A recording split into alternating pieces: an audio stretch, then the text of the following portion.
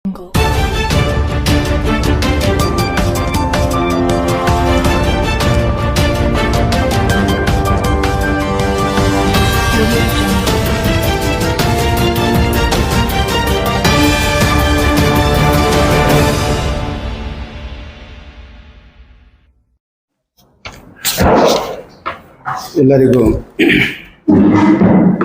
ಈ ಶುಭ ಮುಂಜಾನೆ ವಂದನೆಗಳು. ಈ ಒಂದು ಕಿರು ಪತ್ರಿಕಾಗೋಷ್ಠಿಗೆ ಮೊದಲನೇದಾಗಿ ಎಲ್ಲರನ್ನ ನಾನು ಸ್ವಾಗತಿಸ್ತಾ ಇದ್ದೇನೆ. ಈ ಒಂದು ಪತ್ರಿಕಾಗೋಷ್ಠಿಯ ಉದ್ದೇಶ ಏನಪ್ಪ ಅಂತ ಹೇಳಿದರೆ, ತಮಗೆಲ್ಲ ಗೊತ್ತಿರೋ ಹಾಗೆ ಇದೇ ಬರೋ ತಿಂಗಳು 13/9/2025 ರಾಷ್ಟ್ರೀಯ ಮೆಗಾ ಲೋಕ್ ಅದಾಲತ್ ಕಾರ್ಯಕ್ರಮ ರಾಷ್ಟ್ರವ್ಯಾಪ್ತಿ ನಡೀತಾ ಇದೆ. ಅದಕ್ಕೆ ಮುಖ್ಯವಾಗಿ ನಾವು ಈ ಒಂದು ಲೋಕ್ ಅದಾಲತ್ ನಡೀತಾ ಇರುವ ಬಗ್ಗೆ ನಾವು ಪ್ರಚಾರ ಮಾಡಲಿಲ್ಲ ಅಂತ ಹೇಳಿದ್ರೆ ಜನಸಾಮಾನ್ಯರಿಗೆ, ಅಂದರೆ ಎಲ್ಲ ಪಕ್ಷಗಾರರಿಗೆ ಇದು ತಿಳಿಯೋದಿಲ್ಲ. ಹಲವಾರು ಕಾರಣಗಳಿದೆ.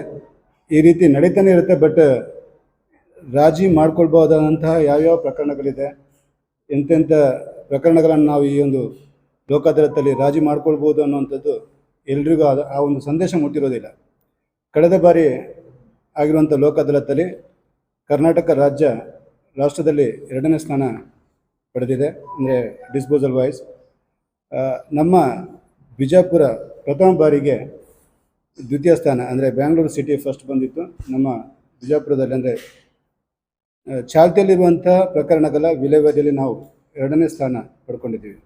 ಇದಕ್ಕೆ ಕಾರಣ ನಮ್ಮ ವಕೀಲ ಮಿತ್ರರು ಹಾಗೂ ಮಾಧ್ಯಮದವರಾದ ತಾವು ಹೆಚ್ಚಿನ ಸಂಖ್ಯೆಯಲ್ಲಿ, ಅಂದರೆ ಹೆಚ್ಚಿನ ಪ್ರಮಾಣದಲ್ಲಿ ಅದನ್ನು ಪ್ರಚಾರ ಮಾಡಿರೋದ್ರಿಂದಾಗಿ ನಮಗೆ ಅದು ಸಾಧಿಸೋದಕ್ಕೆ ಸಾಧ್ಯವಾಯಿತು. ಅದೇ ರೀತಿ ಈ ಸಾರಿ ಕೂಡ ನಾವೀಗ ಪತ್ರಿಕಾ ಪ್ರಕಟಣೆ ನಾವು ಡಿಸ್ಟ್ರಿಬ್ಯೂಟ್ ಮಾಡ್ತೀವಿ. ಯಾವ್ಯಾವ ರೀತಿಯಂತ ಅಂದರೆ ವಿದ್ಯುತ್ ಹಾಗೂ ನೀರಿನ ಶುಲ್ಕಗಳು, ಆಮೇಲೆ ವೈವಾಹಿಕ ಅಂದರೆ ಕೌಟುಂಬಿಕ ಪ್ರಕರಣಗಳು, ಅಪರಾಧಿಕ ಪ್ರಕರಣಗಳಲ್ಲಿ ಯಾವುದೆಲ್ಲ ರಾಜಿ ಮಾಡ್ಕೊಳ್ಬೋದು ಅಂಥ ಪ್ರಕರಣಗಳು ತುಂಬ ಇರುತ್ತೆ. ಹಳ್ಳಿ ಕಡೆ ಅಂದರೆ ಏನೋ ಸಣ್ಣ ಪುಟ್ಟ ಕಳ್ಳತನ ಆಗಿರುವಂಥದ್ದು ಇರ್ಬೋದು. ಅದಾದಮೇಲೆ ರಾಜಿ ಮಾಡ್ಕೊಂಡಿರ್ತಾರೆ, ಒಟ್ಟಿಗೆ ಇರ್ತಾರೆ. ಚಿಕ್ಕ ಪುಟ್ಟ ಅಂದರೆ ಫ್ಯಾಮಿಲಿ ಮೆಂಬರ್ಸ್ ಹೊರಗಡೆ ಆಗಿರುವಂಥ ಸಣ್ಣ ಪುಟ್ಟ ಗಲಾಟೆಗಳಿರ್ಬೋದು. ಅಂಥ ಪ್ರಕರಣಗಳನ್ನು ಕೂಡ ನಾವಿಲ್ಲಿ ರಾಜಿ ಮಾಡ್ಕೋಬೋದು. ಜಿಲ್ಲಾ ಗ್ರಾಹಕರ ವೇದಿಕೆಯಲ್ಲಿನ ಪ್ರಕರಣಗಳು, ಕನ್ಸ್ಯೂಮರ್ ಡಿಸ್ಪ್ಯೂಟ್ಸ್, ಸಾಲ ವಸೂಲತಿ ನ್ಯಾಯಾಧಿಕರಣದ ಪ್ರಕರಣಗಳು, ಅಂದರೆ ಬ್ಯಾಂಕ್ ಸೂಟ್ಸು, ತುಂಬ ಪ್ರಕರಣಗಳಲ್ಲಿ ನಾವು ಇದರಲ್ಲಿ ಏನು ಬೆನಿಫಿಟ್ ಅಂತ ಹೇಳಿದರೆ, ನಾವಿಲ್ಲಿ ಲೋಕ್ ಅದಾಲತ್ತಲ್ಲಿ ಅದನ್ನು ರಾಜಿ ಮಾಡಿಕೊಂಡ್ರೆ ತುಂಬ ಅಂದರೆ ಡಿಸ್ಕೌಂಟ್ ಅಂತ ಹೇಳಿದ ಬದಲು ಅದು ನಮಗೆ ಅದರ ಬಡ್ಡಿಯ ಬಾಬ್ತು ತುಂಬ ಕಡಿಮೆ, ಅಂದರೆ ಏನು ಅಸಲು ಮತ್ತು ಮಿನಿಮಮ್ ಬಡ್ಡಿ ಕೊಟ್ಟದನ್ನು ರಾಜಿ ಮಾಡ್ಕೊಳ್ಬೋದು. ಹಾಗೆಯೇ ಪಾರ್ಟಿಷನ್ ಸೂಟು, ನಾನು ಬಿಜಾಪುರದಲ್ಲಿ ನಾನು ಗಮನಿಸಿದ ಹಾಗೆ ತುಂಬ ಅಂದರೆ ಸಿವಿಲ್ ಸೈಡಲ್ಲಿ ಇರುವಂಥ ಪ್ರಕರಣಗಳಲ್ಲಿ ಪಾರ್ಟಿಷನ್ ಸೂಟ್ ತುಂಬ ಇದೆ. ಅವುಗಳಲ್ಲಿ ಹೆಚ್ಚಿನ ಪ್ರಕರಣಗಳಲ್ಲಿ ರಾಜಿ ಮಾಡ್ಕೊಳ್ಳೋಕ್ಕೆ ರೆಡಿ ಇರ್ತಾರೆ. ಬಟ್ ಹಲವಾರು ಕಾರಣಗಳಿಗೆ, ಅಂದರೆ ವಕೀಲರುಗಳು ಕೂಡ ಅವರ ವೃತ್ತಿ ಧರ್ಮ ಅದು, ಕೆಲವು ಸರಿ ಅದನ್ನು ಹೇಳಿರೋದಿಲ್ಲ, ರಾಜಿ ಮಾಡ್ಕೋಬೋದು ಅಥವಾ ನೀವು ರಾಜಿ ಮಾಡ್ಕೊಳ್ಳಿ ಅಂತೇಳಿ. ಅದು ನಾನು ಅವರು ತಪ್ಪು ಅಥವಾ ಹೇಳೋದಿಲ್ಲ, ಅದು ವೃತ್ತಿ ಧರ್ಮ ಅದು. ಅದಕ್ಕೆ ಅಂತ ಹೇಳಿದರೆ ನನ್ನ ಹತ್ರ ಇರುವಂಥ ಒಂದು ಪ್ರಕರಣ ಇವತ್ತು ರಾಜಿ ಆಯಿತು ಅಂತ ಹೇಳಿದರೆ ವಕೀಲರಿಗೆ ನಾಳೆಯ ಒಂದು ಇನ್ಕಮ್ ಹೋಗುತ್ತೆ. ಸೊ ಬಟ್ ಅದನ್ನು ನಾವು ಆ ಪಕ್ಷಗಾರರಿಗೆ ತಿಳಿಸಿದರೆ, ಅವರಾಗಿ ವಕೀಲರ ಹತ್ರ ಬಂದರೆ ವಕೀಲರು ಖಂಡಿತವಾಗಿ ಅದನ್ನು ರಾಜಿ ಮಾಡ್ಕೊಳ್ತಾರೆ. ಸೊ ಆ ಕಾರಣಕ್ಕಾಗಿ ಹೆಚ್ಚಿನ ಒಂದು ಪ್ರಮಾಣದಲ್ಲಿ ಇದನ್ನು ನಾವು ಪ್ರಚಾರ ಮಾಡಬೇಕು. ಸೊ ಆ ಕಾರಣಕ್ಕೆ ತಮ್ಮೆಲ್ಲರ ಒಂದು ಸಹಕಾರ ಬೇಕು. ಆ ಕಾರಣಕ್ಕೋಸ್ಕರ ಇವತ್ತು ಈ ಪತ್ರಿಕಾಗೋಷ್ಠಿಯನ್ನು ಕರೆದಿದ್ದೀವಿ. ಅದರ ಜೊತೆಗೆ ನಮ್ಮ ರಾಷ್ಟ್ರೀಯ ಸೇವಾ ಕಾನೂನು ಪ್ರಾಧಿಕಾರದ, ಅಂದರೆ supreme court under the direction of supreme court, ರಾಷ್ಟ್ರೀಯ ಮಧ್ಯಸ್ಥಿಕೆಯ ಅಭಿಯಾನ ಅಂತೇಳಿ 90 days ಒಂದು ಡ್ರೈವ್ ಈಗ ನಡೀತಾ ಇದೆ. ಅದರಲ್ಲೂ ನಮಗೆ ಹೆಚ್ಚಿನ ಪ್ರಮಾಣದಲ್ಲಿ ಪ್ರಕರಣಗಳನ್ನು ವಿಲೇವಾರಿ ಮಾಡಬೇಕು ಅನ್ನೋಂಥ ಒಂದು ನಿರ್ದೇಶನ ಇದೆ. ಪ್ರತಿದಿನ ತುಂಬ ಕೇಸಸ್ ನಾವೀಗ ಮೀಡಿಯೇಷನ್ ಎಲ್ಲ ಕಡೆ, ತಾಲೂಕು ಕೋರ್ಟ್ಗಳಲ್ಲಿ ಕೂಡ ಇದೆ, ನ್ಯಾಯಾಲಯಗಳಲ್ಲಿ ಕೂಡ ಇದೆ. ಇಲ್ಲೂ ಪ್ರತಿದಿನ ಸುಮಾರು ಮ್ಯಾಟರ್ಗಳನ್ನು ನಾವೀಗ ಮಧ್ಯಸ್ಥಿಕೆಗೆ ಕಳಿಸ್ತಾ ಇದ್ದೇವೆ. ಮಧ್ಯಸ್ಥಿಕೆ ಕೇಂದ್ರದಲ್ಲಿ ಚೆನ್ನಾಗಿ ಕೆಲಸ ಮಾಡ್ತಾಯಿದ್ದಾರೆ. ಸೊ ಆ ಬಗ್ಗೆಯೂ ಕೂಡ ಹೆಚ್ಚಿನ ಒಂದು ಪ್ರಚಾರ ನೀಡಬೇಕಾದಂಥ ಅಗತ್ಯತೆ ಇದೆ. ಸೊ ಅದರ ಜೊತೆಗೆ ಕಾಯಂ ಜನತಾ ನ್ಯಾಯಾಲಯ, ಯಾವುದೇ ಪ್ರಕರಣ ಈಗ ಸಣ್ಣ ಪುಟ್ಟ ಮೀಡಿಯೇಷನ್ ಸೆಂಟರ್ ಅಂತ ಹೇಳಿದ್ರೆ ಇಲ್ಲಿ ನಮ್ಮಲ್ಲಿ ಟ್ರೈನ್ಡ್ ಮೀಡಿಯೇಟರ್ಸ್ ತುಂಬ ಜನ, ಎಷ್ಟು ಜನ ಇದ್ದಾರೆ? 30 ಜನ ನಮ್ಮ ಇಲ್ಲಿದ್ದಾರೆ ಟ್ರೈನ್ಡ್ ಮೀಡಿಯೇಟರ್ಸ್. ಹೌದು. ಸೊ ಲಾಯರ್ಸ್ ಅವರು, they are lawyers only, but they are trained by the Karnataka mediation centre, BMC ಇತ್ತಲ್ಲ, ಅಲ್ಲಿಂದ ಟ್ರೈನಿಂಗ್ ಆಗಿರೋ. ಅದರಲ್ಲಿ 4 ಜನ ರಿಟೈರ್ಡ್ ಜುಡಿಷಿಯಲ್ ಆಫೀಸರ್ಸ್ ಇದ್ದಾರೆ. ನಾವು ಜಾಸ್ತಿ ಕಾನ್ಸಂಟ್ರೇಟ್ ಮಾಡ್ತಾ ಇರೋದಂತ ಯಾವುದನ್ನಂತ ಹೇಳಿದ್ರೆ family disputes, matrimonial cases and partition suits ಮತ್ತು ಮನಿ ರಿಕವರಿ ಸೂಟ್ಸ್. ಇದನ್ನು ನಾವು ಮೀಡಿಯೇಷನ್ಗೆ ತುಂಬಾ 138 ನೆಗೋಷಿಯಬಲ್ ಇನ್ಸ್ಟ್ರೂಮೆಂಟ್ ಆ್ಯಕ್ಟ್ಸ್ ಅಂಥದ್ದನ್ನೆಲ್ಲ ಜಾಸ್ತಿ ನಾವು ಕಳಿಸ್ಕೊಡೋದಕ್ಕೆ ಡೈರೆಕ್ಷನ್ ಕೊಟ್ಟಿದ್ದೀವಿ.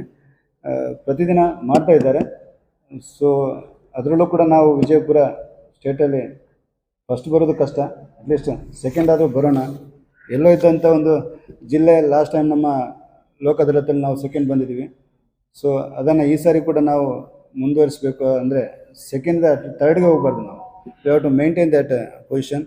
ಸೊ ಆ ಕಾರಣಕ್ಕೆ ಹೆಚ್ಚಿನ ಪ್ರಮಾಣದಲ್ಲಿ ಪ್ರಚಾರ ಮಾತ್ರ ಅಲ್ಲ, ನಾವು ಅವರನ್ನು ಕನ್ವಿನ್ಸ್ ಮಾಡುವಂಥ ಒಂದು ಕೆಲವು ಕಾರ್ಯಕ್ರಮಗಳನ್ನು ಕೂಡ ಹಮ್ಮಿಕೊಂಡಿದ್ದೀವಿ. ಅಡ್ವೊಕೇಟ್ ಅಸೋಸಿಯೇಷನ್ ಅವ್ರದ್ದು ಕೂಡ ಕೋಆಪರೇಷನ್ ಚೆನ್ನಾಗಿದೆ. ಸೊ ಹಾಗಾಗಿ ಎಲ್ಲ ಹಳ್ಳಿಗೆ ಈ ಒಂದು ಸಂದೇಶ ಹೋಗಬೇಕು ಅನ್ನೋದಷ್ಟೇ. Yes, that is as good as Lok Adalat ಅಂತ ಹೇಳಿದ್ರೆ that will be matter disposed at the spot, ಅಂದರೆ ಅಲ್ಲಿ ಡಿಸೈಡ್ ಆಗುತ್ತೆ. ಬಟ್ ಮೀಡಿಯೇಷನ್ ಅಲ್ಲಿ ಅಂತ ಹೇಳಿದ್ರೆ they will enter into an agreement.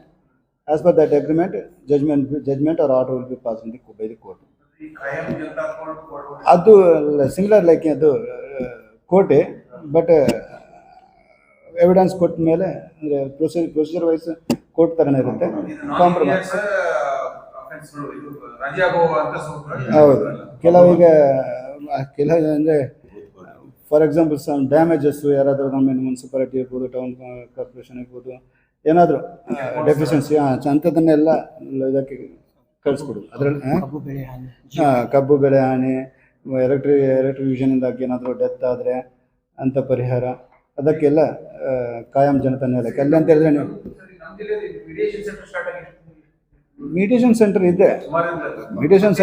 This is a special. ಈಗ already we are having 1498 cases refer ಆಗಿದೆ ಈಗ ಆಲ್ರೆಡಿ. ಹೌದು, mediation center ಫಸ್ಟ್ ಮೀಡಿಯೇಷನ್ಗೆ ರೆಫರ್ ಆಗಿದೆ. ಸೊ ಸೆಟಲ್ಡ್ ಈಗ ಮೊನ್ನೆಯಿಂದ 19 ಸೆಟ್ಲ್ ಆಗಿದೆ.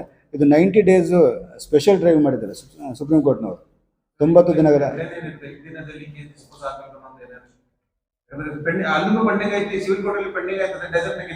ಅಲ್ಲ, ಅಲ್ಲಿ ಮೀಡಿಯೇಷನ್ ಅಲ್ಲಿ ಏನು ಮಾಡ್ತಾರೆ ಅಂತ ಹೇಳಿದ್ರೆ ಪಾರ್ಟಿಗಳು ಒಂದು ಅಗ್ರಿಮೆಂಟ್ ಮಾಡಿಕೊಂಡು ಆ ಅಗ್ರಿಮೆಂಟ್ನ ನಮಗೆ ಕಳಿಸ್ಕೊಡ್ತಾರೆ. ಆ ಅಗ್ರಿಮೆಂಟ್ ಮೇಲೆ ನಾವು ಜಜ್ಮೆಂಟ್ ಅದು ಆರ್ಡರ್ ಪಾಸ್ ಮಾಡ್ತೀವಿ as per that agreement.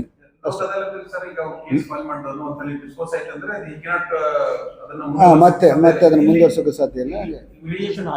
Similar mediation ಅಲ್ಲಿ ಅವರು ಸೆಟಲ್ಮೆಂಟ್ ಮಾಡ್ಕೊತಾರೆ. As per that agree term ನಾವು ಜಜ್ಮೆಂಟ್ ಅದು ಡಿಕ್ರಿ ಮಾಡ್ತೀವಿ. ನಥಿಂಗ್ ಫೈನ್ ಮುಗಿದು ಬಿಡುತ್ತೆ. ಈ ಮೂರು ವ್ಯವಸ್ಥೆಗಳಲ್ಲಿ ಅಪೀಲ್ ಪ್ರಾವಿಷನ್ ಇಲ್ಲ.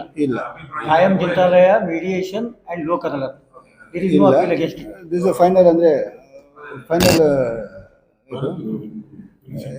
ಎಂಡ್. ಬಟ್ ಹಾಗಂತ ಹೇಳಿದ್ರೆ ಕೆಲ ಸರಿ ಏನಾದರೂ ಫ್ರಾಡು, ಮಿಸ್ರೆಪ್ರೆಸೆಂಟೇಷನು, ಇಂಪರ್ಸನೇಷನು ಅಂತ ಎಲಿಗೇಷನ್ಸ್ ಏನಾದ್ರು ಇದ್ದರೆ that can be challenged before the high court ಸಮ ಇದು. ಬಟ್ ಅದು ಎಕ್ಸೆಪ್ಷನಲ್ ಕೇಸಸ್. ಹೌದು, ಮನಿ ರಿಕವರಿ ಸೂಟ್ಸ್ ಇರ್ಬೋದು, ಬ್ಯಾಂಕ್ನವರು ಜನತಾ ನ್ಯಾಯಾಲಯದಲ್ಲಿ, ಕಾಯಂ ಜನತಾ ನ್ಯಾಯಾಲಯದಲ್ಲಿ ಅದನ್ನು ರಾಜಿ ಮಾಡಿಕೊಂಡ್ರೆ ಏನು ಅಸಲೇನಿರುತ್ತೆ ಅಷ್ಟಕ್ಕೇ ಅವರು ನಾನು ಆಲ್ಮೋಸ್ಟ್ 1 ವರ್ಷ ಬೆಳಗಾಮಲ್ಲಿ ಕಾಯಂ ಜನತಾ ನ್ಯಾಯಾಲಯದಲ್ಲಿ ಅಧ್ಯಕ್ಷನಾಗಿ ನಾನು ಕೆಲಸ ಮಾಡಿದ್ದೀನಿ. ಕೋರ್ಟಲ್ಲಿ ಆಗುವಂತಹ ಒಂದು ರೀತಿಯ ತೀರ್ಮಾನ ಮತ್ತು ಅಲ್ಲಿ ಆಗುವಂಥ ತೀರ್ಮಾನ ತುಂಬ ಅಂದರೆ ವ್ಯತ್ಯಾಸ ಇರುತ್ತೆ. ಅಂದರೆ ನಾವು ಇಲ್ಲಿ ಲಾ ಬಿಟ್ಟು ಬೇರೆ ಏನು ಕೋರ್ಟಲ್ಲಿ ಮಾಡೋಕ್ಕಾಗೋದಿಲ್ಲ. ಬಟ್ ಅಲ್ಲಿ ಅದೊಂಥರ ನೆಗೋಷಿಯೇಷನ್ಗೆ ನಮಗೆ ಅವಕಾಶ ಇರುತ್ತೆ. ಸೊ ಹಾಗಾಗಿ ತುಂಬ ರೀಸನಬಲ್ ಆಗಿ ಸೆಟ್ಲ್ ಆಗುವಂಥ ಸಾಧ್ಯತೆಗಳಿರುತ್ತೆ. ಸೊ ಆ ಬಗ್ಗೆಯೂ ಕೂಡ ಸ್ವಲ್ಪ ನಮ್ಮ ಜಿಲ್ಲೆಯಲ್ಲಿ ಪ್ರಚಾರ ಕೊಡುವಂಥ ಅಗತ್ಯ ಇದೆ. ಸೊ ಅದನ್ನು ಎಫೆಕ್ಟಿವ್ ಆಗಿ ಎಲ್ಲರೂ ಮಾಡಿದ್ದೀರಿ, ಈ ಸಾರಿನೂ ಮಾಡ್ತೀನಿ ಅನ್ನೋಂಥ ಭರವಸೆ ಇದೆ. ಮುಂದೇನೂ ತಮ್ಮ ಸಹಕಾರ ಬೇಕು, ಮಾಡಿ ಅಂತ ಕೇಳ್ತಾ ಎನಿಥಿಂಗ್ ಎಲ್ಸ್ ಅಷ್ಟೇ. ಮತ್ತೊಮ್ಮೆ ಎಲ್ರಿಗೂ ಧನ್ಯವಾದಗಳು. Thank you sir. Mediation centre ಬಗ್ಗೆ ಸರ್